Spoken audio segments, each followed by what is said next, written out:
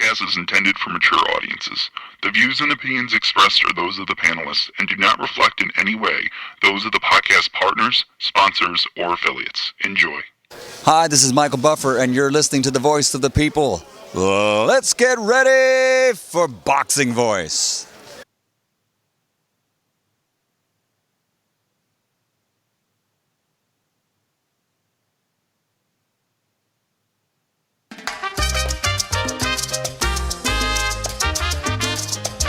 BoxingVoice.com. 4-division world champion Mikey Garcia. Young boy's like fucking 39, 40 years old.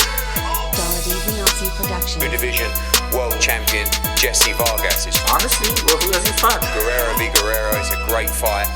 Francis hasn't been fighting anything. In an all-action Mexican fight, I think he's going to light up the fans in Texas and also live on Dazn. Brilliant fighters, and a fight that can only go one way, which is one of pure excitement. Hasn't been active. Anybody will tell you that. You know, it's not gonna be an easy fight. I don't think it's an easy fight. I don't take easy fights. In fact, there was fights that I turned down because I felt they were too easy. I want to have a challenge. I want to have something that can really push me, that can really motivate me and excite me. And Jessie Vargas does that. I'm gonna bounce back. I'm gonna show everybody that there's much more I'm accomplished, a lot more to deliver. I wanna keep growing that legacy. I wanna keep giving the fans fights to remember. Ain't no other sight in the game can see the Boxing Voice. Welcome back, ladies and gentlemen. Welcome back to another live show with the Boxing Voice Radio. Hashtag TBB podcast, wherever hashtags are used. We will be having Robert Garcia, world-renowned trainer, on in a bit. So if you're just joining the live stream, don't forget to hit the thumbs up button because, look, we already got haters out there for no apparent reason. Have already hit the thumbs down. Dos veces. Crazy, crazy, crazy. But we've been talking about this show all day. You know who Robert is. You know how many fighters he trains. So I hope you ask your questions on patreon.com/The Boxing Voice. And if you haven't, head on over there before we get them on, which will be in about another 8 minutes. I'm going to head on out to Indiana. Gross the boss. I speak it, believe it, receive it. Speak it, believe it, receive it. Speak it, believe it, receive it. I can't say it enough. I speak it, believe it. Windows count. 2 attempts, handed bands over. Sicko hit, shot and missed. 2 to stand over. Turn up. Breadwinner, huh? Look who in the building. Let me check my Instagram. I might be at 1 million. And I'm in. BoxingVoice.com. Yo, what up? Welcome back to another edition of the Boxing Voice, and shout out to everybody out there in the TBV universe. Man, we got Robert Garcia on tonight, man. Very happy to have him on. World-renowned trainer, trains these guys from Jose Ramirez to Carlos Adames to many more, and including Mikey Garcia, who takes on Jessie Vargas in February. So, yeah, man, I'm excited to have him on and excited to see what he got to say. What's going on, Ness? What it do, man? What it do? Yeah, man, I'm excited as well. Hopefully everything goes well. You know how show business is. But I already spoke to my contact person, and we should be good. Ready when you are is what I'm going to go ahead and text him. So, yeah, man. I'm always exciting and a good time to have on a world-renowned trainer, someone that guides the careers of people that we watch on television. Again, Josecito Lopez. Plenty of fights for him. I would love to ask some questions about Lopez. Mikey, like you mentioned, Ramirez. Who else? Just so many. I believe he got Neno Rodriguez back in there too. Another top-ranked prospect was there once upon a time.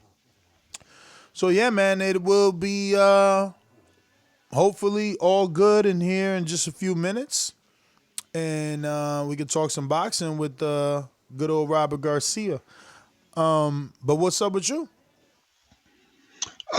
Man, I probably want to know more about the game plan for Victor Postal coming up in the first. You know what I'm saying? I see how Jose Ramirez is gonna try to attack Victor Postal. I know Postal got like a 2-inch reach advantage on Ramirez, but seeing how Ramirez fought against Hooker with that pressure, I think that could be a possible dissimilar game plan for Victor Postal. You know what I'm saying? And I don't know if Victor Postal quite has a snap on his punches like Hooker does. So it should be a good fight. And want to get his take on Carlos Adames, like what do you want to see him do if he has to rebuild, or can he get like right back into that title contention? You know what I'm saying? Coming off 1 or 2 fights. And yeah, man, many more. I want to see if Mikey Garcia is going to stay at 147 or is there a move back down to possibly 140? A lot of things. And man, the young phenom, you know what I'm saying? Virgil Ortiz, another guy that we should want to talk about. And I want to get his take on a possible matchup with Virgil Ortiz taking on Jaron Ennis, seeing as those two guys are on the way up, you know what I'm saying? Very, very young welterweights, and both have a lot of promise. So I think those two guys, when it's all said and done, and when Earl and Crawford and Porter and Thurman, all of them, you know what I'm saying, probably move up to 154. I think those two guys will take the reins at 147, but who knows? They're very young guys, so they could possibly, you know what I'm saying, go up to 154 before any of those guys. But yeah, man, a lot to ask Robert, a lot to cover, and a lot to talk about. Yeah, I think we both forgot Virgil Ortiz, or did you bring him up? Virgil Ortiz, yeah. Yeah, so I'm working on getting us Caleb Plant and Daniel Roman, the unified champion. What was Roman at? 130, right? No, 126. Yeah, Roman, 122 probably. Maybe 122, 126. No, definitely not 126. I think he is at 122. Mm-hmm. Yeah, he's around there with Navarrete and those guys. He's unified though, right? He WBA, yes. IBF. Yeah, he got 2 belts. He's probably like the least mentioned unified champion. There is. You know what I'm saying? I mean, I think that's because they were recovering from an injury. But even like when he won the belt, like, can you tell me how he beat for the belt? Yeah, he beat wasn't it Tennyson? Tennyson, you're probably right for the IBF. I think maybe you're right.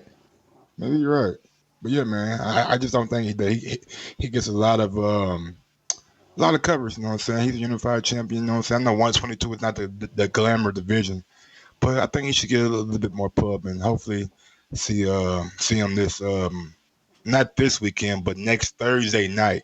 Not this Thursday night, but next Thursday night, we should see him and Demetrius Andrade and Logan Paul, brother Jake Paul, fight and shit. So yeah. Well, I'm trying to think. Does anybody else that Robert trained that I was trying to like get online and like look up his roster? Well, they're ready. Right. To my surprise, they was about to give me both of them, and I'm like, nah. Mikey and Robert? I'm like, nah. Let's do Mikey and cause I don't. I want to give the patrons the time to talk, ask the questions. Time to ask the questions. Yeah, gotcha. I didn't know. I'm like, nah. Let's just do Pops. Brother. Yes. well, I say Pops because I deal with the son. Okay. Which is who I want to get on too, because he does a lot of nice little stable too, right? Exactly. He helps the dad out a lot. But we actually have one or the other on right now. Which Garcia do we have, Robert or Junior? Robert. Hey, Robert, how are you? First and foremost, thank you for taking out the time to come on the show and talk a little bit of boxing with us. We truly appreciate it. Happy New Year, first and foremost. Thank you, and thanks same to you guys, and thanks for having me.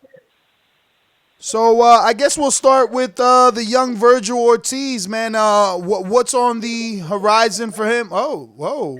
Mike's saying no. My co-host saying no. Where do you want to go, co-host? Hey man, we got to start with what's pressing up, man. We got Jose Ramirez coming up in is it China or is it Tokyo? We're fighting in China. Okay, he's fighting in China. Like, The fight's in China. how do you see that fight playing out with Victor Postal? And is like the same kind of game plan for Maurice Hooker? Are you guys looking at for Victor Postal? Look, things with the fight against Maurice Hooker, things went the way we planned them and the way we trained. I think Posto is more experienced.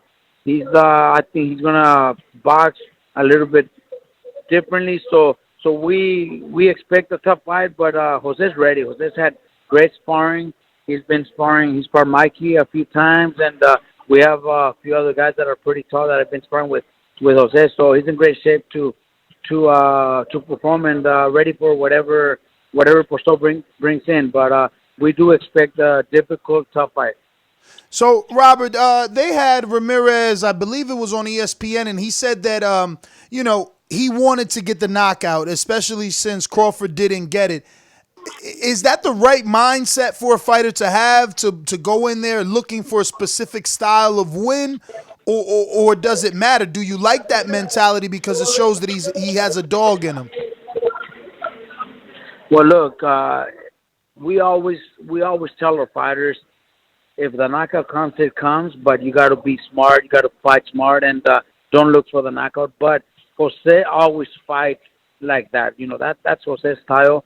Jose's mentality, especially the mentality. His mentality is to go out and destroy whoever's in front of him. So for him, it's something good to think like that. I don't want him to think the way we prepare our fighters to be smart and if the knockout comes and it comes, you're not gonna go looking for it. I want him to go with that mentality of like you just said, a dog mentality, to go out there and hurt his opponent. That's the mentality he needs to have. I know you probably seen the news that Josh Taylor has officially signed a co-promotional deal with Top Rank. Now, has Jose said anything? I know he's focused in camp. His mind is focused on Victor Postal. But has he gave any kind of inclination that he wants to be undisputed and possibly face Josh Taylor sooner rather than later? Look, he's focused on his fight against Posto, but obviously, with the news that Taylor signed with Top Rank, that's the first thing that we've talked about and we've been talking about. That's the fight he wants. He knows that he first has to beat Posto, but there's not one fight in his mind after Posto, if everything goes well, other than to unify against Josh Taylor. He wants to be undisputed champion at 140. So how do you avoid like the big letdown? Because look, me and Ness, know saying going into last Thursday, we had no clue that Yesin Rosario was gonna come out and do what he did against Julian Williams. I don't know if Julian had a letdown, but how do you as a trainer keep your guys focused and not see what happened to Julian happened to Ramirez in February? Look, things like that is part of boxing. That's why it's such a beautiful sport. One punch could end everything, and all my fighters are always prepared for that. We not only train them so hard, but we also prepare them mentally in case things go wrong. We have to be prepared.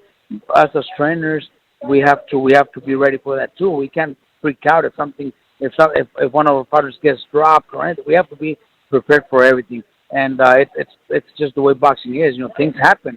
Things like that happen, especially on title fights. There's no, even though Williams was favored to win, anything could happen in boxing, just like it did. This last weekend. We're prepared for whatever goes on in the ring. But that's not one thing Jose is thinking of. He's thinking of winning, and we think of winning. But we do know that things like that happen, and if it happens, then it happens. We're not gonna cry about it. It's just part of boxing, part of this business. So, Robert, you've obviously had some dealings with Bob Arum. Today he's come out and said that he's gonna try and sit down with Dana White and see if he can make that Conor McGregor Terrence Crawford fight. Do you believe the hype? Do you think that he could get McGregor in the ring for Crawford? And would you watch that? Well, I would watch it. We're boxing fans, and we all not. I'm starting to like the UFC also, so I would watch it.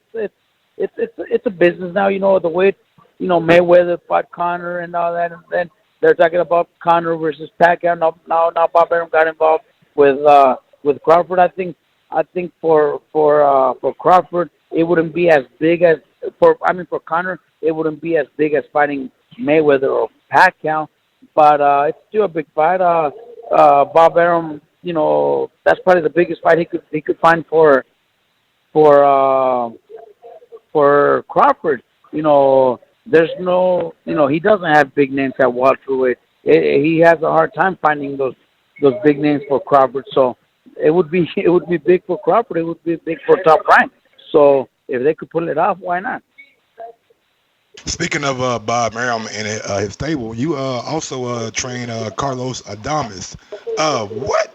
Now look, I thought Carlos was doing great. I thought Patrick came in that fight and he just looked like a man possessed, taking shots and giving shots. Like what impressed you from Patrick in that fight, and what's the road back for Adames? Look, Patrick fought his heart out and was taking a beating the first half of the fight, but he never gave up, and that's one thing you got to respect. Everybody got to respect. I respect him. I was sad that we lost the fight and my father didn't become champion, but at the same time, things happen, so we can't hate on the champion. I'm very happy for him. He became a champion of the world. He's a great person. I've known him. I've met him before, and I've known him and his team. And they're great people, and I'm happy for them. He fought his heart out. He never gave up. He was in great shape, and he became world champion. So I was very, very proud that he was able to do it like the way he did. After nobody giving him a chance and pretty much taking a beating the first 5 or 6 rounds, and to come back and win the way he did, we got to applaud him. All right, Robert, I got a few questions from the public, and a few is an understatement as you're a very popular guy. We got Boxing God 101. It says, Mr. Garcia, you are considered to be one of the best trainers in boxing currently. If you had an opportunity to train any boxer in history, who would it be? Look, I'm good. What we've done, what we've been doing in the last 10, 20 years, it's great in boxing. We've done great. But just because he's my favorite all-time fighter, probably Sugar Ray Leonard, just to be around him. not because he needed a trainer. He's one of the best fighters in history. But just to be around him and see the way he used to work out and maybe learn from him, it'd probably be Sugar Ray Leonard.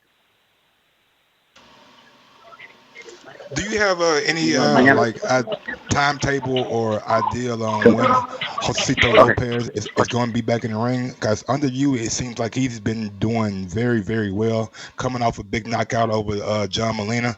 So, what's next for Mr. Lopez? Look, Josito's been in the gym since his last fight. He trained through the holidays because we were promised a big fight for him. We don't have a date. We don't have an opponent right now. We don't have nobody to fight, but he's in the gym. And if I'm not mistaken, yesterday night, Mikey was going to talk to Al Heyman to see what's next for Josito. So hopefully we know something today when Mikey walks into the gym in a few minutes, and hopefully he has an answer. But Josito's ready for anything, anybody at 147. I think, he lost to Thurman, but he still had a great fight and had almost pulled it up in one round.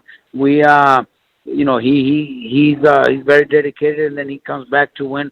He looked really good against John Molina. So he's in a position where he'll get a good fight. We don't have a date, but hopefully soon. Hopefully Mikey will tell me something today when he comes into the gym. Robert, you've had guys that people didn't expect would get the win before. Marcos Maidana wasn't expected to beat Adrian Broner. Then he wasn't expected to do as good as he did versus Floyd.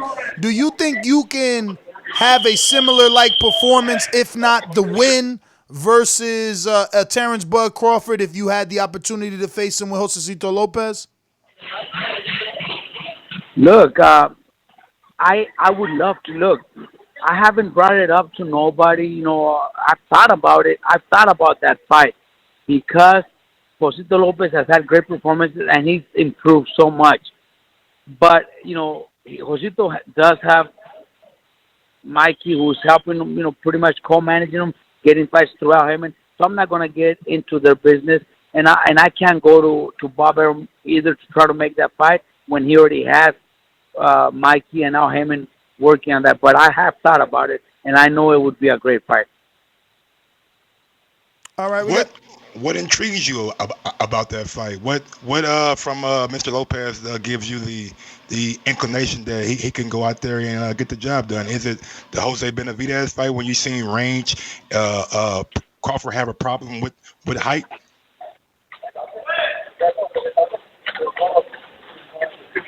Can you repeat that again? So what is it that you see in that Terrence Crawford fight that you feel like Josecito Lopez will have some success against Crawford? Look, Crawford is very, very talented, and he's a really good fighter.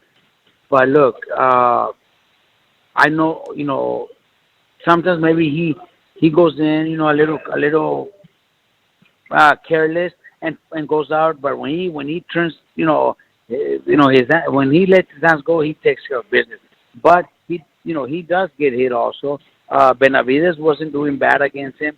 I think his last fight against Kowalski, I really believe that was a knockdown, even though they didn't call it a knockdown. He did. I think it was a knockdown. He did get stunned a little, and he actually went down. You know, it wasn't considered a knockdown, but he did get hit, and I think he did get stunned.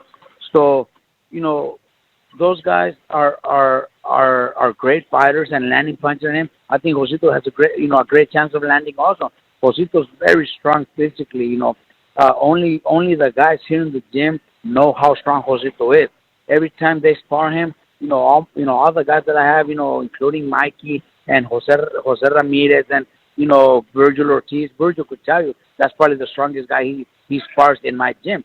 So that I know he would give Crawford a great fight.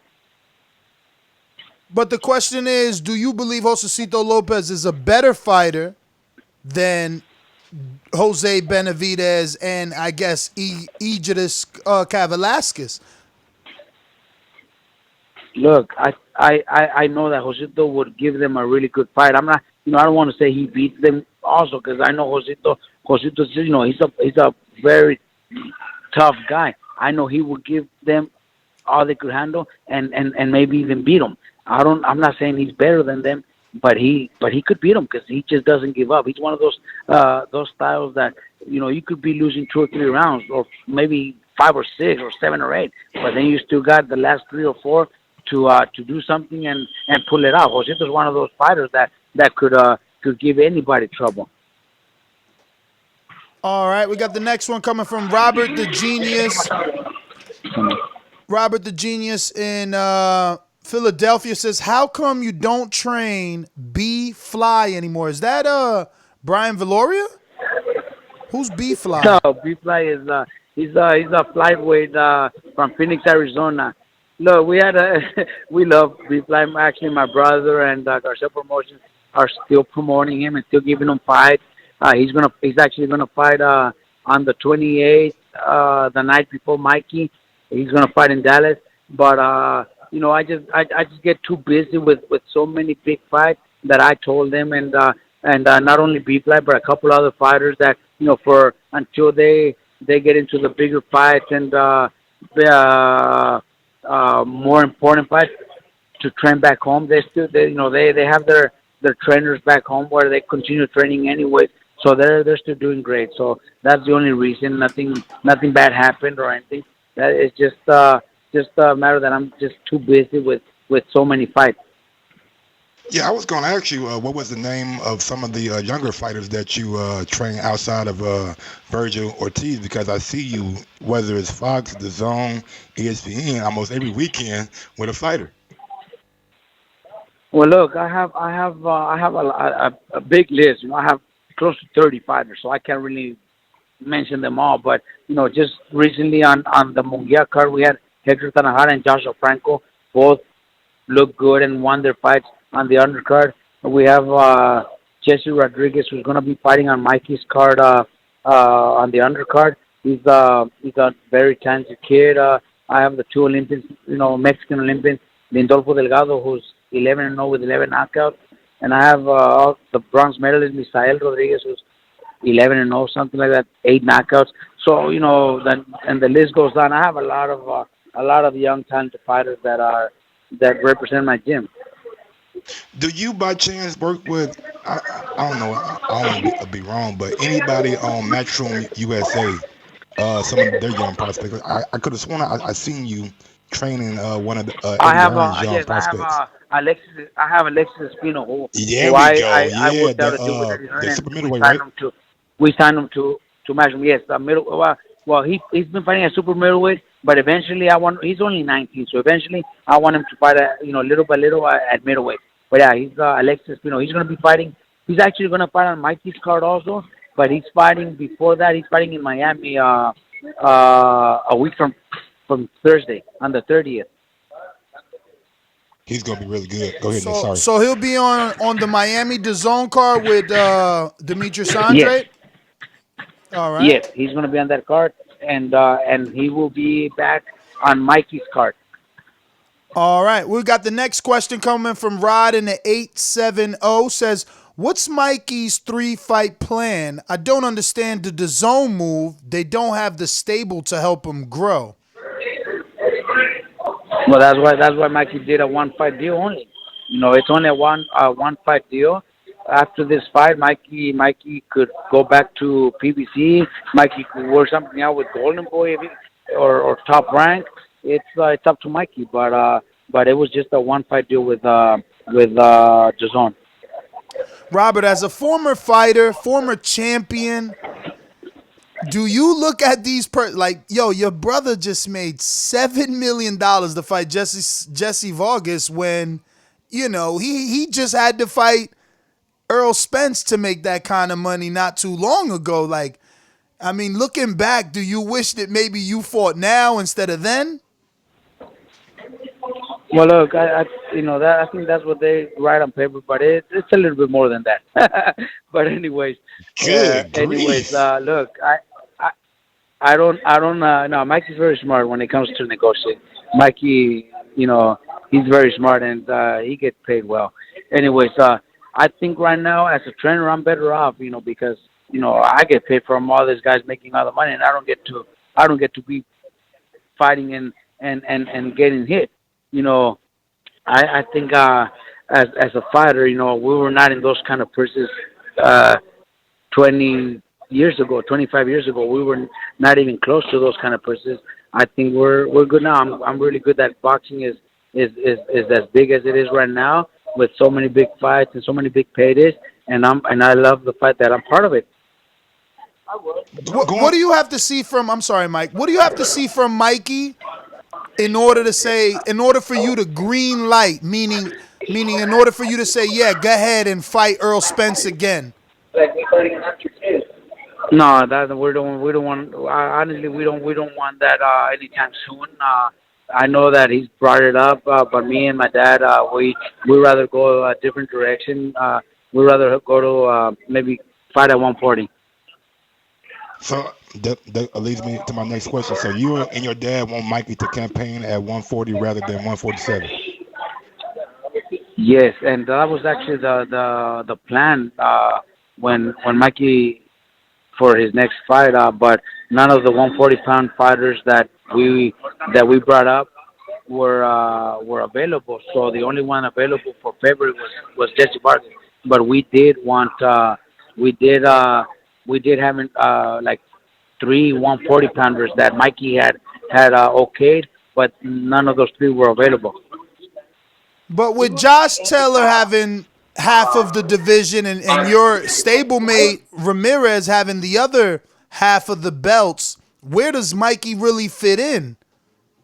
Other guys there that well, there's still some names out there, that Mikey could fight, but like I said, they were not available as of now. Now we're fighting Jessie Vargas, and after the fight, if everything goes well, then we'll decide what's next. Hopefully Jose gets past Posto and then fights Taylor for all 4 titles, and things go well, then he might move up in weight. I don't know, and leave those titles open, and for maybe Mikey or other fighters to fight for. That's something that we just have to take fight by fight. If things work out with Mikey, and there's a big fight at 147, maybe a Packer fight, then we'll probably stay and work on that. But initially the plan was to fight at 140.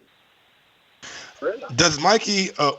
Can Mikey still make or possibly get down to 135? And if he can, does he have any interest in possibly facing Vasily Lomachenko if he's victorious against? I really do think so, and I really believe so, and that's one thing that my dad and myself we've thought about, and we think that it's still possible. Yes, it is. And is the Vasily Lomachenko fight a fight that you guys will be looking at, if that's the case? Oh, definitely. I love Teofimo. I think he's got a great chance. He's a great fighter, great person. Him and his dad are really good with us. We have no. I'm going to be cheering for him because I know him personally. He's a great dude. Now, do you think that Mikey can have a pay-per-view event with Gervonta Tank Davis? He's had some words for Davis. Mikey's emeritus champion with the WBC at 135. Tank just moved to 135. Is that a fight you like for Mikey? And do you think Tank and his team would take it? Well, we never even thought about that fight. But Tank is very popular, very famous, and a great fighter. So it would be a great fight. I think it would be great, and it would be a great challenge for us too. They're the ones that have done the most. So what did you make of Tank's performance against Gamboa? Just because what you know what? I to be honest, I didn't even see the fight. I was out of town with my family, and I didn't even see the fight, and I haven't seen the fight. I just heard from a lot of people and everything that went out to the fight, but didn't see the fight, so I can't really answer that question. All right, Robert, we got one from Christopher Riley that says, would you be open to having Virgil Ortiz fight Jaron Ennis? Look, I think that's a huge fight for the future. Why would we face those two young, very talented fighters that soon in their careers? I think those are fights that should happen maybe 3 years from now when it could be a huge pay-per-view fight and everybody makes a lot more money than fighting each other right now. All right, we got another one from Duke the Great. Says, hello, Mr. Garcia. It was clear to the public that you and the team never wanted the Spence fight. Because of the Spence, no, never wanted the Spence fight. Because of the Spence fight, the public can't outright call Mikey a duck for not taking the Loma or Crawford fight. Was Mikey using bad blood with Bob to avoid 2 fights the fans wanted? Are the days of fighters taking multiple fight deals with opposing promotional companies over, in your opinion? Mikey has a good relationship with Top Rank. Mikey didn't do anything to go against Top Rank. We still have fighters with Top Rank. We're signing a young fighter this week, who is one of my, part of Mikey's fighters with Top Rank. We still work together. We still have a good relationship. So Mikey didn't do anything to go against Top Rank. Right? Mikey knows the business, and Mikey knows, sometimes, even though promoters and fighters split up, doesn't mean the relationship working together ends. There's always those big fights.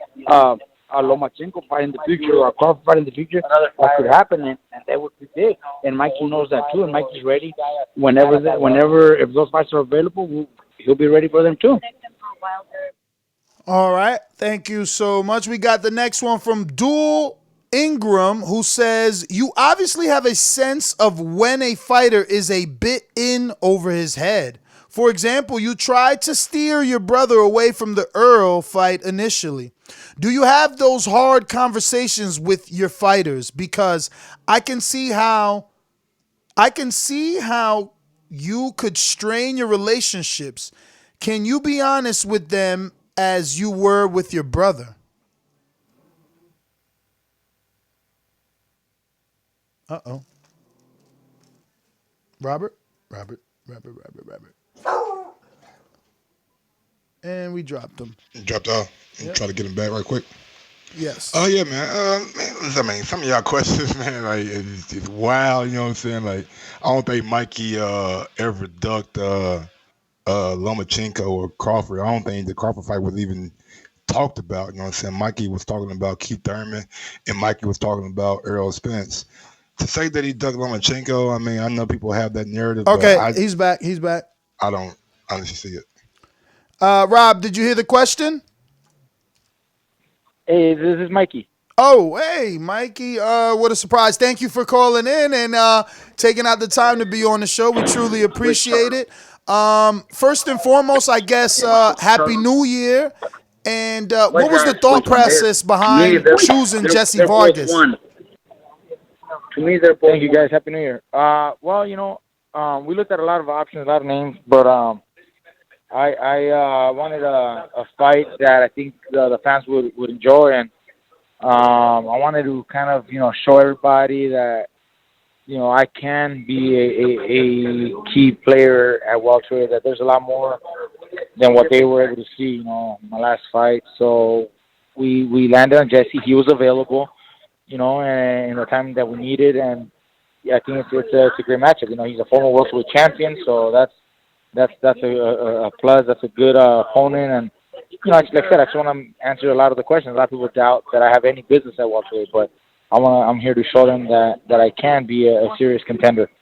He's already done. How's it going, Mr. Garcia? Michael Garcia. Hopefully everything's going good with you. Good, thank you.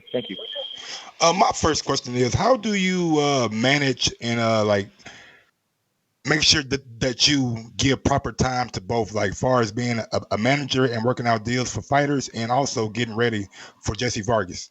They were to pick, get a. Well, it's not easy. It's a lot of time spent on the phone and a few meetings, and I gotta manage my time well so I can still get my work, my gym, done. But I enjoy it. I like to help my boys here in the gym. I like to secure good deals for my fighters and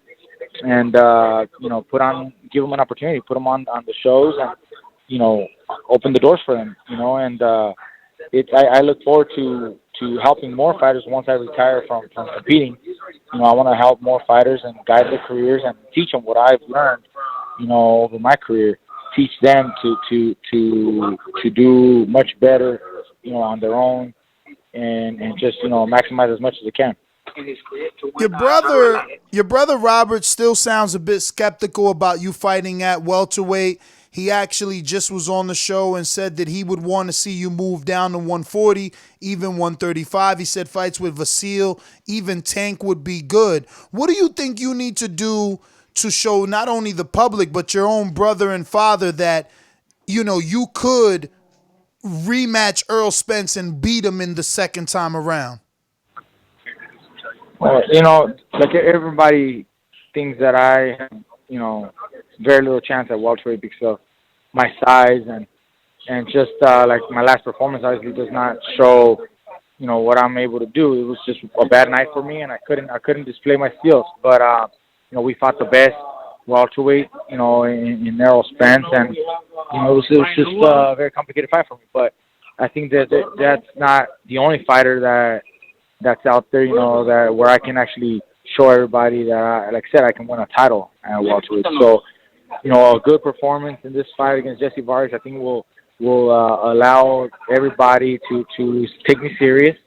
And a fight after that, for another title or a major key welterweight, would open the doors for a rematch with Errol or any other world champion in the division, and that's when people will really, be able to see that I'm a serious threat.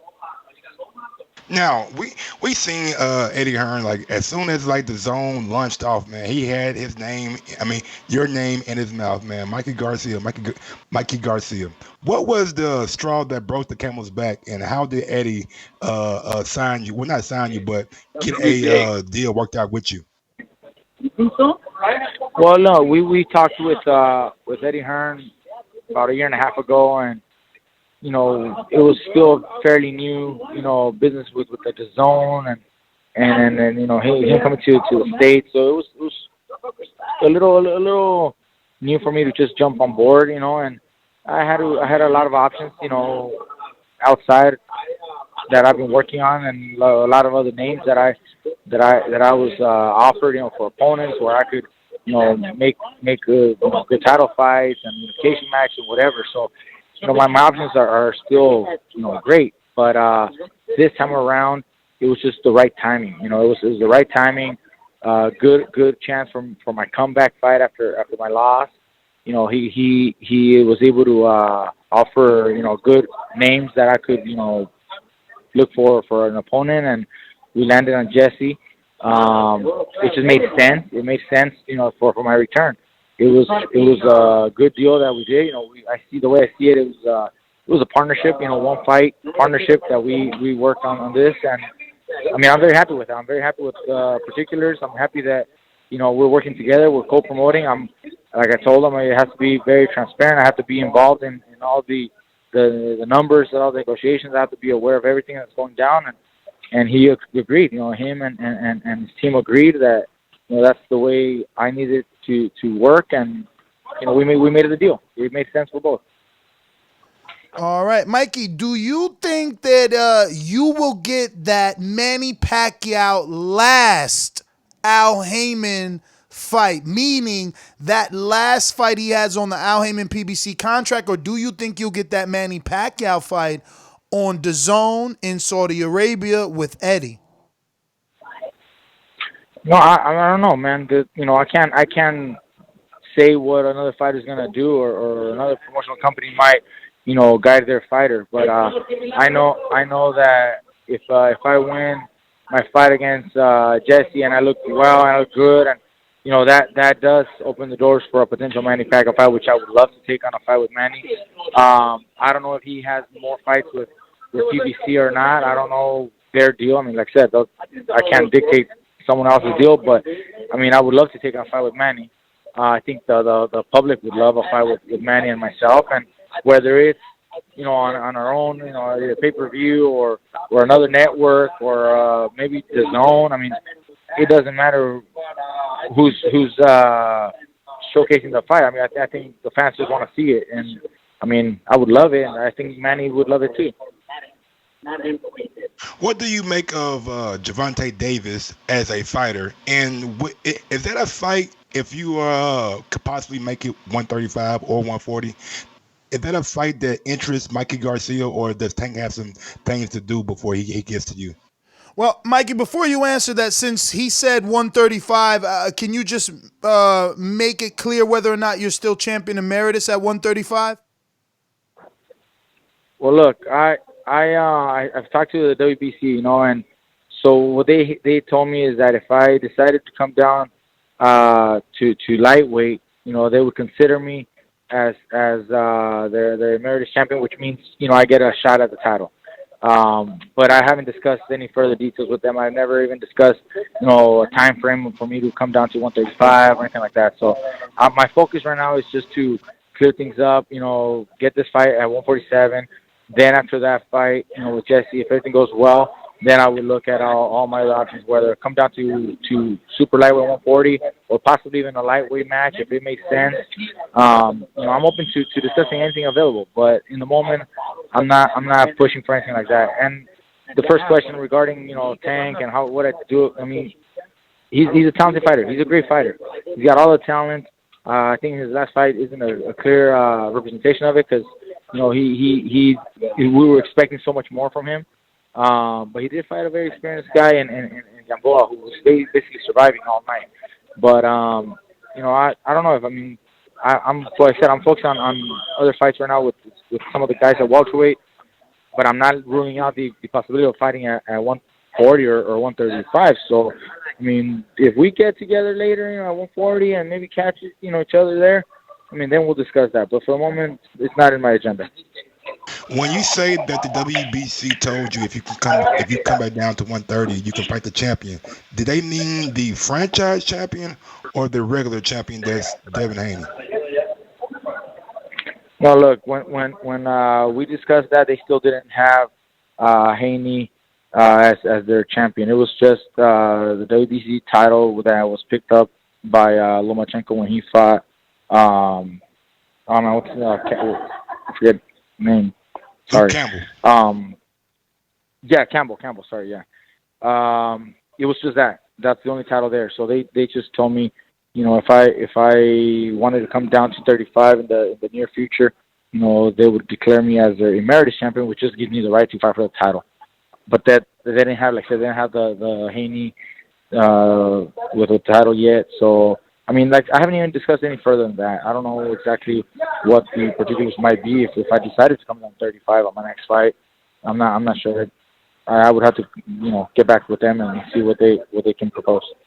Well, we were excited to learn that you are the co-manager of Josecito Lopez because we think a fight with he and Terrence Crawford would be a good fight. Right now, it seems like Bob Arum doesn't have the inventory, so it seems as a co-manager, you can slide Josecito Lopez in an opportunity for that WBO title as a voluntary. What do you say about that, and how possible do you think that is? No, yeah, we've been working with Jose for a few fights now. He came to my brother and my dad for help as a trainer, and he wanted to maybe see if we could, help him out. And then he turned to me soon after. He did one fight on his own with his former team, and then he says to me that he would like for me to represent him, kind of manage him, guide him. And so I did. I secured his next 3 fights, and it's a good thing. Wait. Really good fights. And you said you secured his next 3, like the future next 3 or the last 3? No. His last 3. I secured his next 3 when at the time when he came to me, we started to work, and his last 3 fights have been fights that I helped secure. It wasn't just me by myself. I got to speak to a lot of people, but we were able to work together and get those fights. I represented him on those fights, and it worked out well. So I'm open to working with anybody. My brother mentioned that we still have an open relationship with guys at Top Rank. With Bob Arum and his team in Top Rank, and we're able to work with anybody as long as it makes sense for everybody, and everybody's on board and nobody's being greedy. We can always work together. But your brother said that you should have been coming back from a meeting or a phone call with Al Heyman in direct relation to Josecito Lopez. So yes. Anything you have that you can give us on the possibility of when he returns and who that could be versus? I can't tell you just yet because there's a few names and dates, but I don't want to disclose any information because I don't want to ruin the negotiations, in any way. But yes, we speak with Mr. Heyman very often, and in regards to all the other fighters, that I have, and including of course Josecito Lopez. So we keep our options open. Has there been any talks with Matchroom and Eddie Hearn after this fight with Vargas to possibly have you fight abroad? And if so, in what territory would that possibly land at?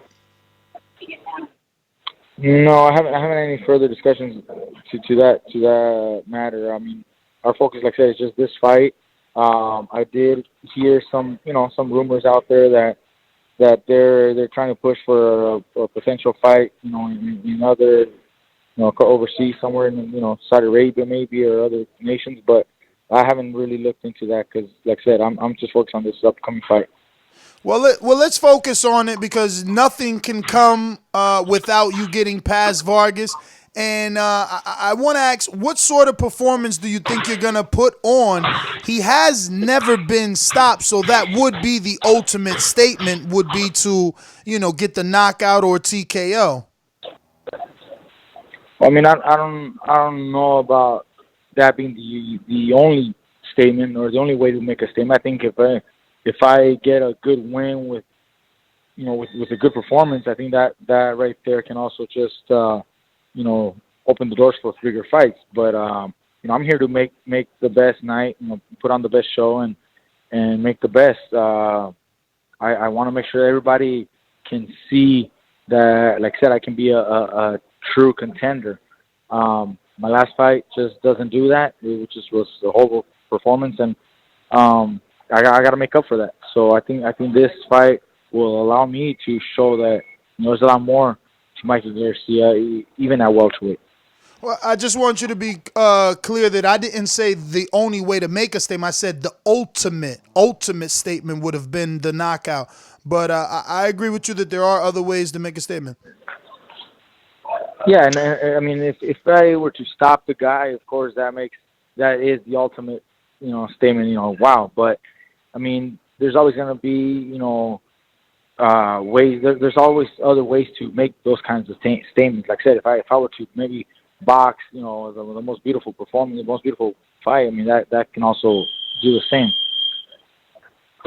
What makes Mikey Garcia so adamant about staying at 147? Because I sit back as a fan, as a podcast host, and say, like, man, this guy could ring at 135, similar to B-Hop, have a number of consecutive title defenses, or move up to 140 and do the same thing. Why are you so adamant about 147? Well, I want to capture a fifth world title, fifth division. I want to capture a fifth division title. And that's when I really believe I can accomplish that, and I just got to prove myself, and I know my last fight doesn't show that, and nobody really has, faith in my abilities at welterweight, but that's just based on my last fight. I know that there's a lot more, and that's why I chose to do this fight at 1%, so I can just show everybody that I can be a true player. Key player there. Whether I decide to stay or not, that's still, like I said, depending on what options are available after the fight. But I would love to, stay at 47 for a fight or two to get that fifth division world title. So, Mikey, it seems like every time you get a fight or, I guess, land a big deal, and look, I'm on the outside looking in, but you get a fantastic new car. Is that how you go about it, or is it just whenever you want one, you buy one? Or is it like, I know I'm making some money, so I know I can spend a little bit of money on this, I don't know, what do you call I don't know, something that you love. Look, you got a whole garage. I've bought my cars. I bought my cars, just because I like car. I'm a fan. I'm a car guy. I haven't really done it before because I was making sure that I invested well or that I did other things prior to treating myself. But I mean, I've been making good money since back in 2010, 2011. 2011 actually I started making some pretty decent money.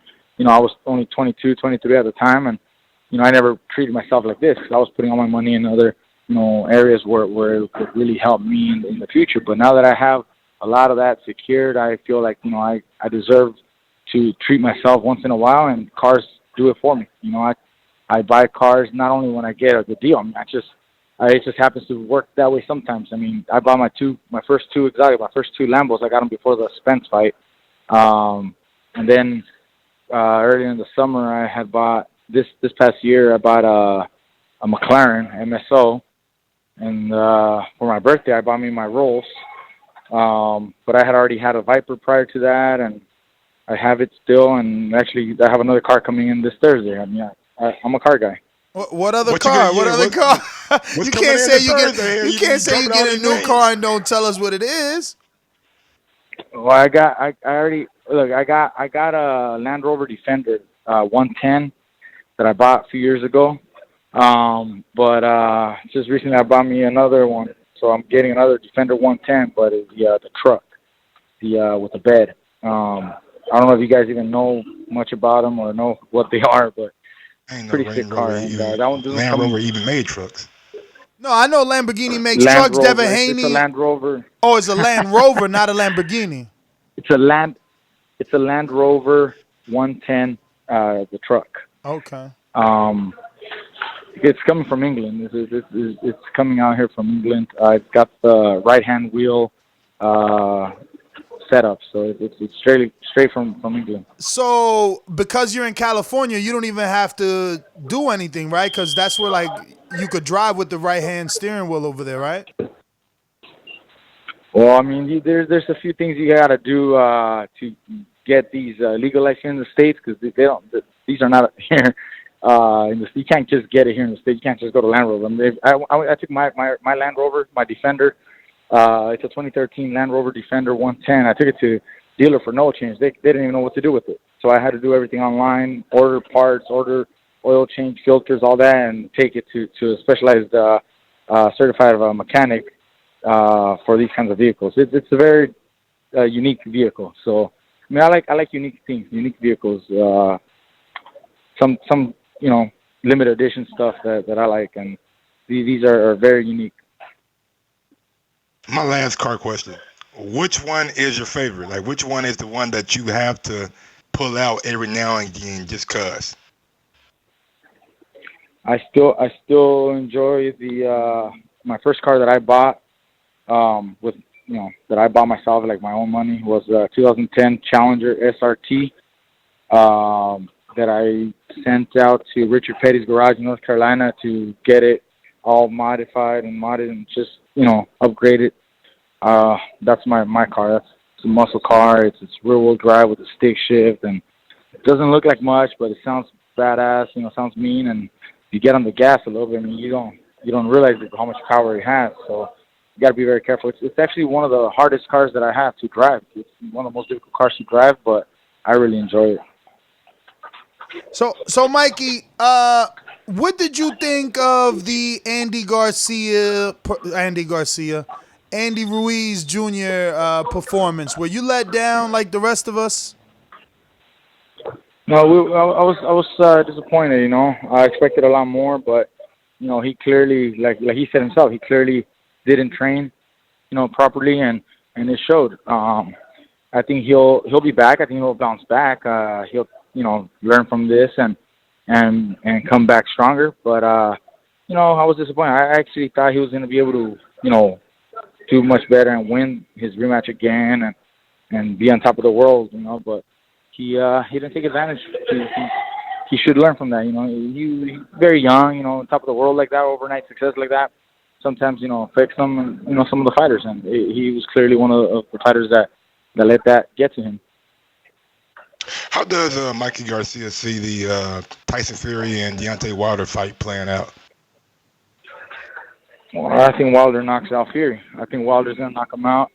I think the first fight, Wilder took his time, but once he got in the rhythm of things, he really dominated, I think, and I think he'll do that, a lot sooner this time. Mikey, my last one is obviously Eddie says that he has last right or match offer. So do you go to Al and say, hey, this is what they're offering me over there? Do you want to match it? Like, do you shop yourself around, or do you just, take what, how's that going to work out for you? No, that it doesn't quite work just like that. But I'll have a lot of flexibility with my upcoming fights. I'll look at a lot of different fights, variables. I won't be able to disclose exactly what the process, but I just know that I have a lot of flexibility, and if I agree, it's because I'm very happy with it, and I can still dictate my future. Champ, that's our last question unless my co-host has anything. But I do want to say, man, do whatever's in your power to go ahead and get that Gervonta Davis fight. I mean, they're begging for a big fight over there. You're a big fight. You've already had some choice words on an interview that kind of went boxing viral. It would be a good fight. You're champion emeritus. So many reasons to make it. You start there, and then you can, go the Haney or the Vasil Lomachenko route. Yeah, I mean, if something happens in the near future, we'll definitely entertain that. But in the moment, like I said, I'm at 147 trying to do something else, and he's got his own agenda. So I don't even want to say anything that people might turn around and twist around and shit. But I mean, if things match up in the future, then we would definitely discuss that. Bob Aaron came out today and said that he's possibly going to try to contact Dana White and set up a fight between Terrence Crawford and Conor McGregor. One fight in the cage and one fight in the ring. What do you make of that? And is it something that is entertaining and appealing to you? I mean, I don't know what everybody's trying to do, with the UFC. I mean, we're boxing. If any UFC fighter really wants to, get in boxing, then they should start, developing as a professional boxer first before just landing big fights. Because that's a show. For me, that's just like a show, and I'm not a big fan of that. But I mean, it makes money, and people sometimes do things just for the money. So everybody can do whatever they want. I'm just not. I wouldn't look into that so much. But guys, I gotta take off now. I got actually training right here, ready to go. Hey, Mikey, if you want to answer just one last one, do you think you'll ever fight Crawford as a welterweight? I don't know. I mean, if Bob Arum, is looking for that kind of fight and then reaches out directly, or if I happen to win a title that maybe makes sense, to unify, I would love to fight Terrence. I mean, he's a terrific guy, terrific fighter, and I think that would be a great matchup. But until his team, makes any discussions about it. I mean, it seems like they have their plans. They got fights already ahead of the scheduled agenda for them. So I can't ruin plans. I can't try to get in someone else's ideas. He's got his promoter and his manager handler to match his career. All right, Mikey. Well, thank you so much for your time. As always, we appreciate you and your brother Robert for coming on the show, and we wish you the best of luck. See you in Dallas. Thank you. Hey, thank you, guys. Appreciate it. All Thank right. you. There you have it, ladies and gentlemen. Mikey Garcia and Robert Garcia with a treat all day, just promoting Robert. And little did we know that the good GOD was going to bless us with Mikey as well, key player in the boxing world. Mike, he's hell-bent on this 147. We're throwing him. I ain't even worry about that, man. You see how many cards that man say he be picking up? Got one coming in Thursday from England there with the steering wheel on the wrong side. Bro, when he said he had a McLaren, it was over right there. Man. He said, I got two Lambos. Truck. I ain't never seen a Land Rover truck. Have you? Yeah, Land Rover truck. But he said the one with the bed in it, that's so what that's I'm saying. different. With a truck bed, I ain't talking about like a fucking SUV. I'm talking about an actual truck bed on that bitch. Yeah, I don't know if he means, because I was a trucker, so I don't know if it has because remember Austin Kutcher got that big ass truck that looks like a semi, but it's not, but it is. And Canelo got one too, so I don't know if the one that like with the pop off top. Yeah, so I don't know if he got something like that and it's just Land Rover, but yeah, no, I follow him on Instagram, man. I mean, he's doing his thing for sure. Shout out to him, and he's doing it correctly. For me as an outsider, it seems like when he gets the big check, he makes that little purchase. You know what I mean? So it doesn't hurt. But we're gonna go out to the callers. Glad to see that he's like a management on his yes. like working deals for dudes. I like that. Shit. I like that it. he's using the fact that he has the access to these guys. Al Heyman wants to answer his call. Eddie wants to answer his call. So it's like, you know what? Let me get you some fights. Let me get you some fights. Give me my 20%. Give me my 10%. We friends. I'm going to get you there. Boo, boo, boo. All right. But we'll go out to the callers and real quick word from our sponsors.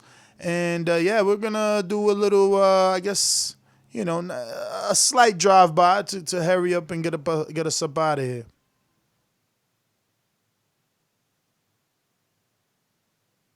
Remember to rate us 5 stars on iTunes.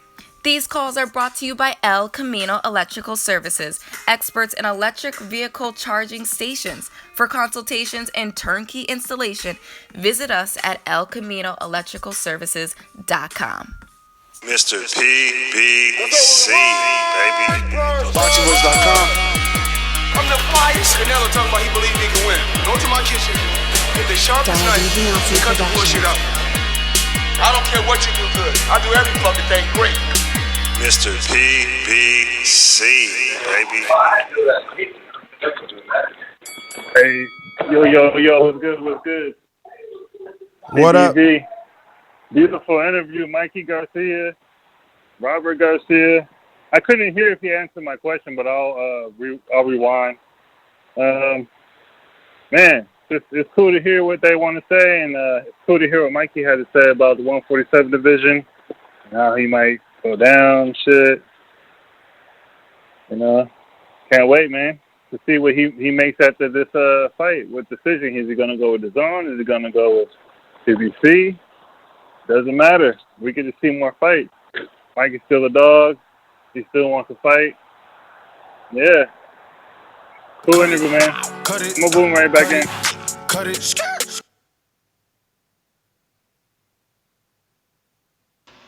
Ladies and gentlemen, I'd like to introduce to you a young fella, and he comes from... What up, Woody?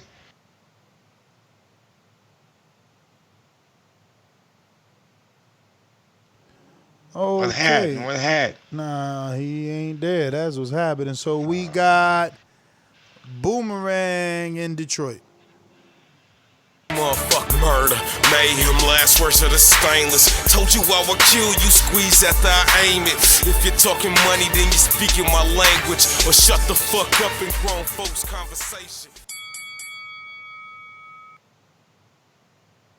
Yo, DBV, what's good, baby? What up? What up, nigga? Sound like you off. Yo, yeah, I am now. You could tell. You could tell. Yeah. Your whole tone of voice changed, my nigga. Like, hey, what up, baby? Yeah. I be telling you, man. When I'm at work, man, it be like, yo, let me blah blah blah. Very efficient. When I get off, man, it be like, yo. But yeah, good interviews, man. We ain't get through all the questions, but shit, I ain't even care when Mikey was like, nah, that's Mikey. You know what I'm saying? So even y'all kept pressure, man. Switched up, went right to my man with just the same round of questions, man. So big ups to y'all for that. I know me and Majid was still in Ellie callers or viewers because he was on at the same time. So I'll boomerang back in, man. Peace.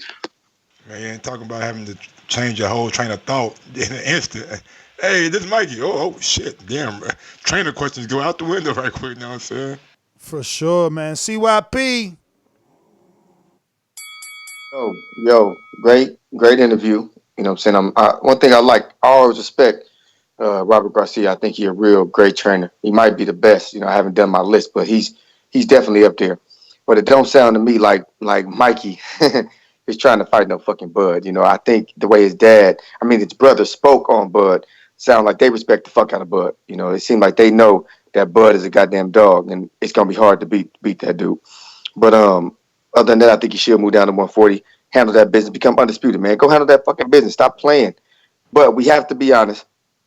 Mikey Garcia has turned into a businessman, and a real good one at that.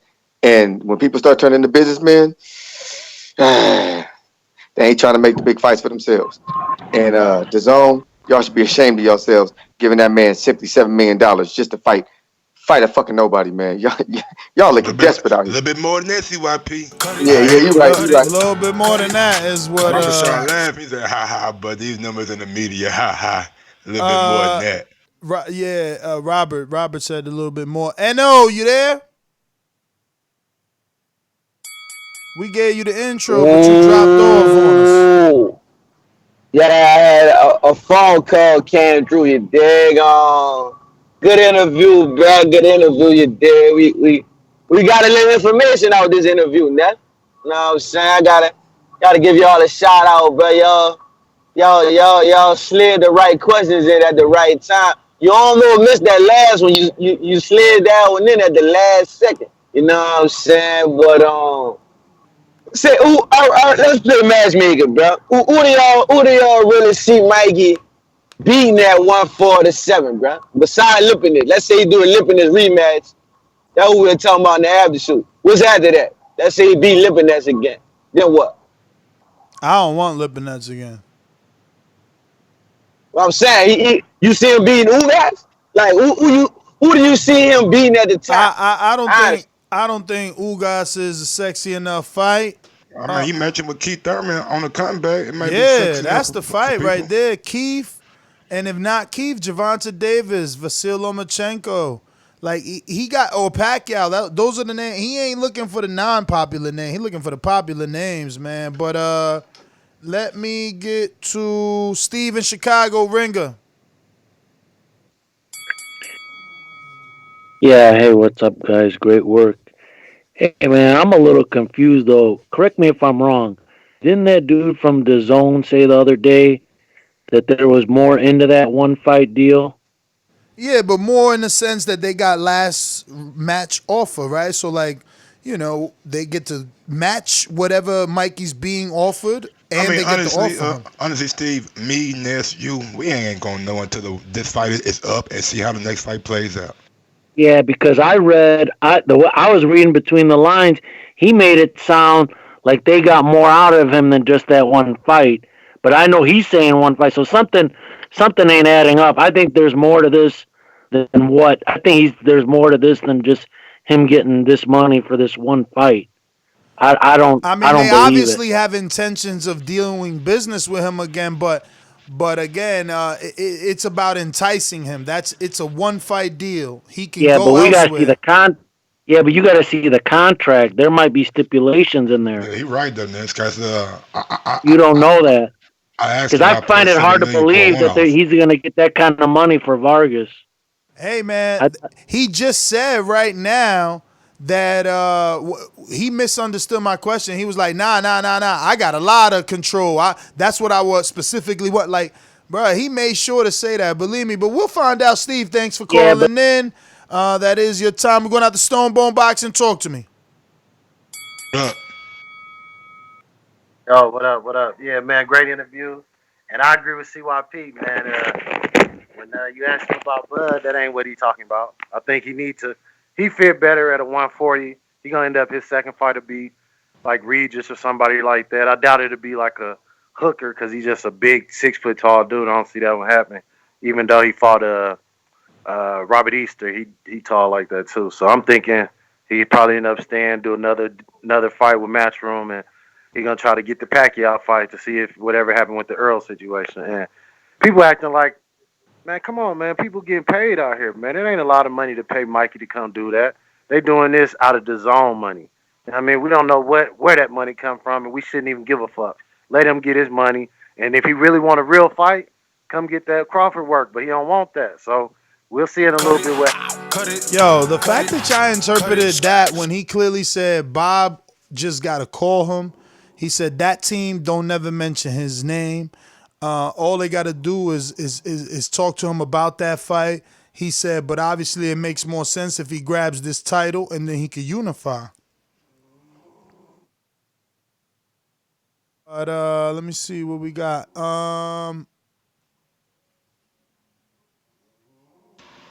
There's only one Bud Crawford. Hey, that should sound real good together, don't it? You know, hey, it sound real good. There's only one Bud Crawford. Hey, man. Riding in the form with a form, 4 Gianos on my feet, and the paint look wet. Every corner that we been, there's another broke neck. Rolling through the city, swag game on full flex. I know you see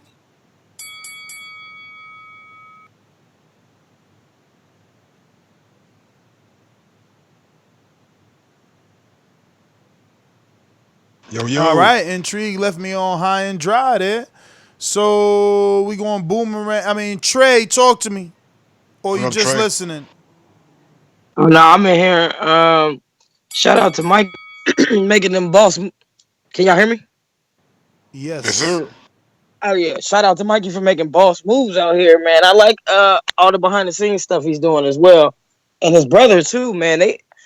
I'm done. I want to see what they're gonna be in about 10 years, man. I'm gonna keep a good eye on them too. On that family, period. I like their business moves. And I mean, shit, Mikey, fight who you gonna fight? That last fight was pretty brutal. I think he need a couple of tune-ups or a couple good soft touches on his way back in. All right, that's my call. All right. No Boomerang. Yeah, bro, but like I was saying on my last call, bro, I don't see who y'all gonna be. I don't see who he gonna beat at the top, like to get the title. Who he gonna beat with a title? I don't see it. Manny Pacquiao. Man, understands, and his best option is Manny Pacquiao. Pacquiao with a Pacquiao fight somebody else and lose the title, and then what? Like he gonna fight? What he gonna fight? Keith Thurman? Then try to get a title shot or Danny? Like, man, 147 tough, like, dog. Y'all gotta like that's a tough division, dog. You can't just come up there talking about you gonna be a champ. Rumor is Pacquiao got one more fight left. But how y'all know for sure Mikey gonna get that fight, though? If he leave and go to the zone, then what? You think the zone ain't finna throw the bag at Pacquiao? But he got one fight. He got one fight with PBC. Left on his contract. Might be a tune-up. Yeah. Cut it. CYP. Boomerang. Yo, man, I ain't gonna front. I'm reading information, and Matchroom had put a whole goddamn press release on Mikey Garcia signing with them for a promotional deal. Talking about working with him for now, for the foreseeable future. Because what the fuck? And then Mikey come on here and say, no, it's just one deal. But who gets a press release from Matchroom.com from their website talking about welcome to the team for one damn fight? Like somebody lying. And I'm gonna tell y'all UK listeners who listen. If Eddie Hearn was bragging, hold on, man, let me finish. If Eddie Hearn was bragging about one fight against Vargas, y'all motherfuckers are more pathetic than I thought. Now go ahead. Foreseeable future, man. Does anybody know the future? You know what I'm saying? You can see foreseeable. Like I think it's as far as I can see, Mikey has good intentions of maybe doing something else with us again. No. As far as I can see, you just said Mikey. As far as I can see, Mikey possibly sees. Man, what the fuck you seeing then? It's possible. You ain't seeing shit if it's possible. Mikey just said one fight. He told us out his own mouth. One fight. He didn't say maybe more. So let's stop that shit. Mikey didn't say that, man. Stop playing. I'm with you because not only did he say one fight on this show, he did another interview. He was like, yo, man, Eddie got to do what he got to do and say what they got to say to look good for his company, but I got a one-fight deal. They got last match right off. Like, he was very clear on an interview I seen, and he was even more crystal clear here. I believe that, dude. Last right off, I believe all that. That don't mean that we ain't working together possibly in the future, though. I mean, that's just a play at words, though. But we going to... That's all it is. Stainless Boomerang. Talk to me. That, man. I don't know why I kind of trust the fighter over the promoter. You know, the promoter got to lie. The fighter got to get the money. So I don't see him lying about his money. So if he say he got $7 million for one fight, then I believe he getting $7 million for one fight. Shout out again to Robert Garcia. I'm pretty sure they in training and everything, but like CYP said, I really respect that guy. He's really kind of transparent, you know what I'm saying? And I've always respected his influence on boxing, you know what I'm saying? So shout out to him and Mikey Garcia, and especially you guys for coming on. This is like your third interview. We about 12 hours strong right now. So, you know what I'm saying? As I always say, please make sure you push that thumbs up. Share this in every episode of the Boxing Voice podcast. This is TBV for life. And if you ain't on Patreon, it's because you stupid. And shout out to El Camino. Peace. And just to echo CYP and Stainless, man. Right. I mean, Robert Garcia seems like a straight up and down kind of guy. You know what I'm saying? Even going back to the story you told me at the bar before the Broner fight, you know what I'm saying? He's down there chilling with y'all. So yeah, he seemed like a really very, very like down to earth, cool kind of guy, and gonna get like a straight shooter too. Bro, he always invites me to the gym too, man. It's just so expensive to fly to Cali. All them damn hours, like 6-hour flight, bro. But I need to develop that relationship more. We could hold the border wars in his gym. That shit would be amazing for real. CYP, close us out. Kicked Freddie Roach in the gym. Remember that? Yeah, when Ariza kicked him. Wasn't Yeah, that in the and then, Philippines though? I don't know where it was at. All I know is Mikey Garcia, Robert Garcia was sitting there and was laughing, didn't do shit. Like I'm like, I fuck with this dude. Like, hey man, I don't care if you got Parkinson's or not. You shouldn't be talking that shit. Like he just let Ariza damn near kick Freddie Roach ass to the ground. But lastly, before I leave, man, we gotta just be honest and put this out there and be okay with it. Promoters have a license to lie. They literally lie for a living. Don't take it personal. Do not put stock in what they say, whether it's Oscar, whether it's Floyd, whether it's Eddie Hearn. Stop it. Stop it. Stop it. And I included everybody. They got a license to lie. Let the motherfuckers lie. Don't let them lead you. As usual, CYP out. And that's GTO, Instagram and Twitter. Hit the rewind button to find out who we have on the show tomorrow, but we'll have some more guests. The goal for 2020 is 2 guests a day, man. You know? Follow me on IG at Gross1911 or on Twitter at Gross2312. You can follow me on YouTube at Mike on Sports. See y'all in the morning. Peace.